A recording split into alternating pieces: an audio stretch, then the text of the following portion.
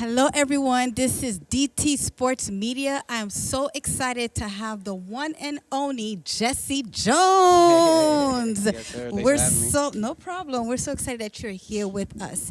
Many people have seen your growth, your inspiration, and at this moment, we just want to know, how did it start? When was the first time you said you love basketball?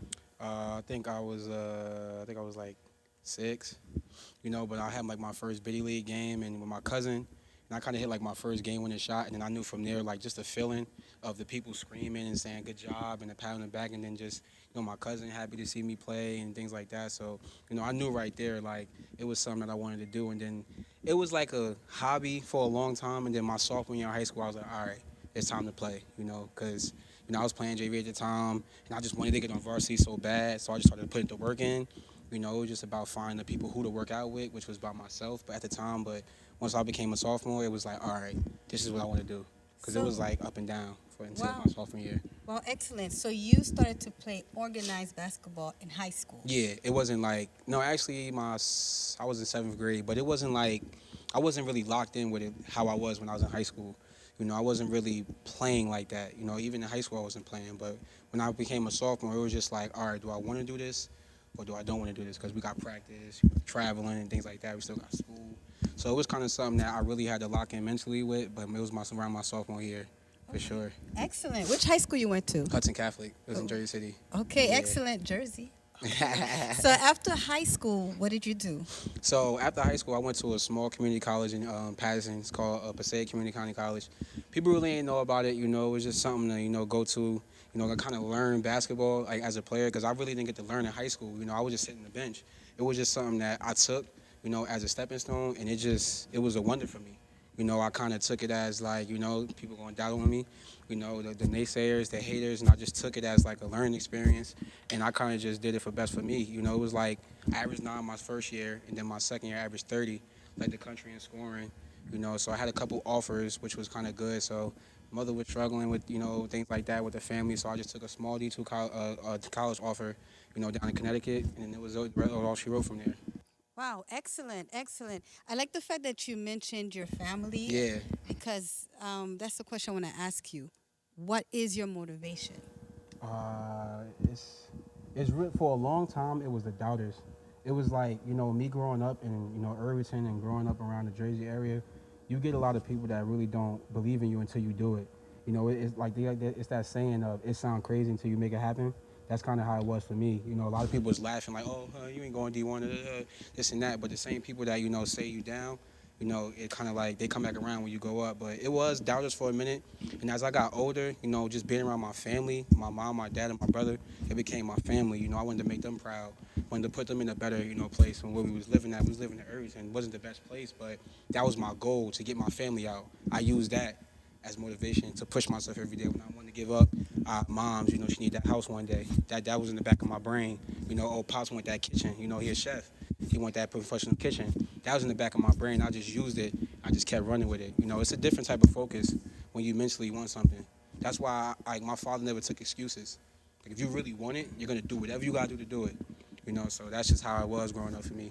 But it was definitely my family though. Oh, wonderful, wonderful, wonderful.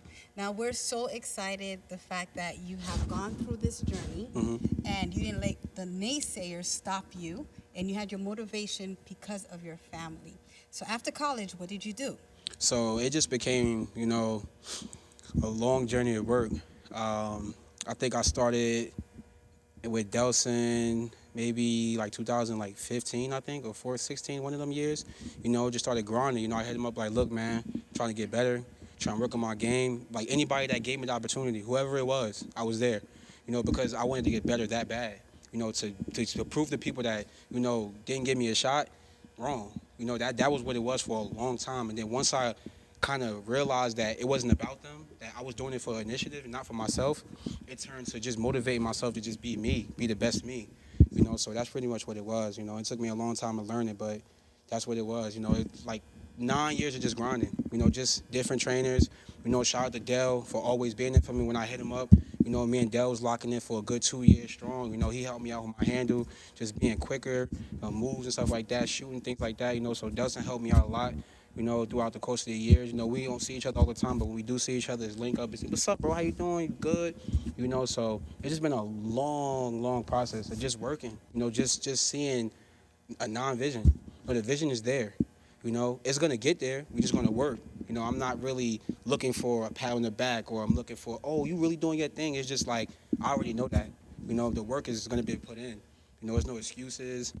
Things like that. It's just about getting it done. As you get older in life and things start to go on, you gotta just get stuff done. That's what make you respectable. That's what people be like, all right, that's a good dude right there. He get it done. No talking, no flaunting, no flexing. Just get it done. One thing people cannot say about me is I don't put in work. You can say whatever you want about me, whatever the case may be, Instagram hype, whatever the case may be. But when it's time to get in this gym and put work in, like real work, you can't talk to me about it, because a lot of people don't do that.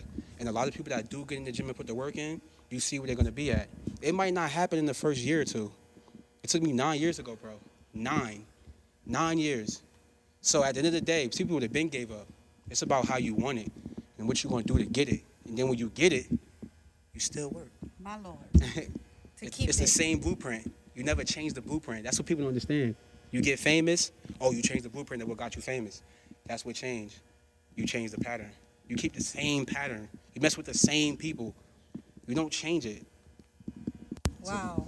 Thank you so much. That's so motivational, so inspirational. So you're basically the example of focus. Yeah. So I know that organized professional basketball, it takes a lot of focus, just like what you explained. And because of this focus, how has it played out in other areas in your life? It's just, I feel like me being focused, it helps me when it comes to listening. People that kind of like ask me questions and stuff like that, and and try kind of like piggyback off what I'm doing, kind of like not piggyback, but like just bounce ideas off. Like focusing is good for when you need to listen. And people hearing you out and asking you questions, and kids coming up to me like, oh, so how you do this? Focus, like always focus, because the focus is what keeps you on the track when you're trying to get this journey done. And I feel like a lot of the focus comes from experience. I've been through a lot, and I don't really speak about it because I don't need nobody to give me, oh, my bad, bro. I'm sorry you went through that, man. Because what that does is it creates relaxation for me. It creates the, oh, nah, thank you, man. I don't even got to work that hard no more. Nah, I appreciate it. Thank you. There's no excuses, but I'm focused. I'm locked in. There's nothing around me or in front of me, behind me, that's going to stop me from getting to where I want to go, regardless of how famous I am. I'm famous. So what else is there to do? What else? That's the thing about life that people don't understand. You have to keep working. You have to keep actually like countering what you're doing. What's next? Like Drake said it, like, you got your first album, like, when you gonna do another one? Like, that's how it is when that's real fame. Like, that's real, motivation. If you can keep leveling up every single time, like, that's just how it go. But that's the part about it, experience. But the only way you can stay focused if you can experience this stuff. You gotta go through it in order to be able to maneuver through it. You just can't walk in situations and not know. Like, it's all right if you could go in a situation and know what's going on, but we talking about basketball. If you work and be prepared, you got tryouts. You got to be in shape. That's on you. It's not on the coach. Got to be ready for that stuff. Make shots. You got to be in the gym. Get them extra shots up. Work. People in the gym, man. And it's not just me. I know a lot of people that put work in. And it's respected. Yo, keep working, bro. I love it. Because I know how it is, And that's just how it go, Wow, excellent.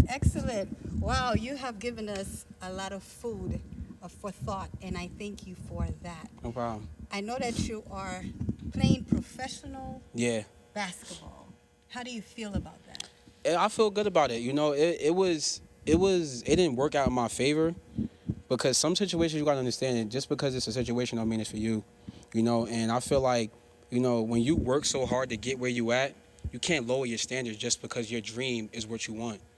Like, that's like, all right, safe to say you wanted to work or something, right? So safe to say you want to work in the store, you want to be a manager, but you accept the small role to be a manager. But you already know you got the perks to hold yourself up to be a manager, but you take that small job. I'm not doing that no more. I did that my whole life. So it's just like, I know I'm here. Thank you for the opportunity, but I got a lot at home. I'm doing my thing. You know your worth. I know my worth. I'm for the culture. I'm doing stuff for the kids. That's my happiness. If I'm not happy, It's not my dream. I'm not living my dream if I'm not happy. So, it was good though, to actually know the work paid off, to actually know that I could play at the pro level. That was the biggest thing for me I took out of it. And the thing about it is, I made it. After all the 9 years, like, I made it there. And I was able to do things I never thought I could ever do in the game when I was young. Like, I was scared to dribble, scared to shoot, scared to pass, scared to play defense. Those are the things I was nervous of, and overcoming them fears as you get older and believing in the work, it comes here. It doesn't start in them games. You could play in 1,000 pro-am games, but the work start here in that lab, critiquing yourself, working on yourself, knocking the same reps out every single time. So when the game time comes, it's like, oh, this is easy money for me. I've been working on this for years. It's easy. That's why they say the game is easier than practice. Because you put all that work in the game and in practice, game time come, oh, it's easy. But yeah, I ain't gonna keep, man. I know y'all gotta work, man. No, I don't want to keep y'all up all night. You it's, feel me? no, I get it's into excellent. that. No, we love it, and we want more. Yeah. What I have realized about you, I've been watching you for a few years now. What I respect about you is that you have balance. Yeah. Right, in your life. We see the pro basketball. We see how you're motivating other little kids, young people, older adults. But we also see the fun part of you. Yeah. We see the Filayyy. So we just want to know, how did that become you? I always been a funny dude, and for a long time, growing up, it was just like, oh, stop being the funny guy. Like, you always being the class clown. I wasn't a class clown. I was just funny. I had a personality, and it was just like, if I had a joke, I was not gonna not say it. Like if I wanted to talk about somebody or hike on somebody, that's what it was growing up. Like, you get hiked on. Oh, you said something? I couldn't wait for you to say something. Like, you feel me? That's how it was. But, my brand was basically built on who I am. And the crazy part about it, we in a Black Lives Matter world, right now. And part of the reason why I do what I do is because this color is not common in this world for people that's successful. If you think about it, people that's black out here, they don't get the same recognition as other people. So me being young and me being 29, even when I first blew up, I was young. I was like 24, 22, 23. So I wanted kids to understand that you don't need to go through the system to be who you are. And what I mean by the system is working a 9 to 5. Like working 9 to 5, don't get me wrong, it's nothing to nobody out here that works. I know hard work is put in anywhere else, but that's the strategic system of what our young black kids feel like they have to go through. Entrepreneurship is very different. You could run your own thing. You could be who you are. You just have to be genuine and put the hard work into it and have a niche behind it. You have to have something behind what you're doing. Filayyy, singing and funny. All right, cool. But what he doing behind closed doors, nobody knows but people in Jersey. Because I don't go outside of Jersey. Why? This is my city. I'm not going to go branch off and go to Cleveland and go help them out. I got people at home. I'm like, dang, bro, you just got famous and left. But that's what the brand about. It's about me showing kids that it's possible. They didn't think it was possible. A lot of kids maybe don't think like, I'm in the hood, I'm in Newark, Elizabeth, Linden, Plainfield, whatever. And I might can't get out. They see somebody like me working, what's up, man? Keep doing what you gotta do. You never know. It goes a long way. So I just went from building a brand from being funny to making it a movement, making it a vibe, making it a lifestyle. Filayyy is who you are. It's your identity. It's not about the funniness. It's not about the 2 million followers. It's not about that. It's about how I was able to become a man and truly respect myself before anybody else. It wasn't about the following. I allowed myself to grow through my brand. I was scared to talk to people. I couldn't do this a couple years ago. Couldn't sit here and have a conversation with you eye to eye. It was nervous for me. It was nerve-wracking because I wasn't okay with myself. I wasn't at peace with myself yet. I'm at peace with myself. I'm fine. I don't care who don't like me. Don't matter. At the end of the day, I'm going to do what I got to do. I know what I'm doing is right. I see kids, what's up, man? Keep doing what you got to do. If I got some sneakers I don't wear, have those. Because it's not about that. It's just about he might need those. You never know. And it might go a long way. That might motivate this kid to go do what he got to do. But that's what the brand is about. That's what it came about. But it really was like in the beginning, it was about the whole cooking thing with my father. But it kind of branched off to something very different as I got older and kind of just realized what the brand really was. Like I had to sit myself down and be like, all right, what we going to preach to these people? Like, what is the brand really about? And that's what it's about, man, lifestyle, Wow, Achievements. excellent. That's it, achievements. I am so proud of you. Thank you. And I am so excited that we have you as an example. Yes. And I thank you for sharing your story. Thank you for sharing your skills. You know, the Bible says your gift will make a way. And that's exactly what you did. You Yes. used your gift and it has made a way, not only for you, but for other young athletes Yeah. and for black athletes Yes. as well. Yes. So before we leave, just one thing. What is your favorite food? Filet mignon. Come on now. Come on, y'all. Come on now. We ain't doing that. Yes, sir. Filet. That's it. That's it right there. Filet, mashed potatoes, and string beans. All right now, that's Don't pure play now. American. Yes, that is so good. So before we leave, what advice do you have for our audience out there, especially our ballers? Any advice I have for the ballers, young hoopers out there, stay locked in, man. You know, stay locked in mentally. It's a hard journey for basketball players. You know, it's a lot of basketball players out here in the world, man. It's a lot of skill. It's a lot of people out here that's way better than you when you're starting out and they're already there.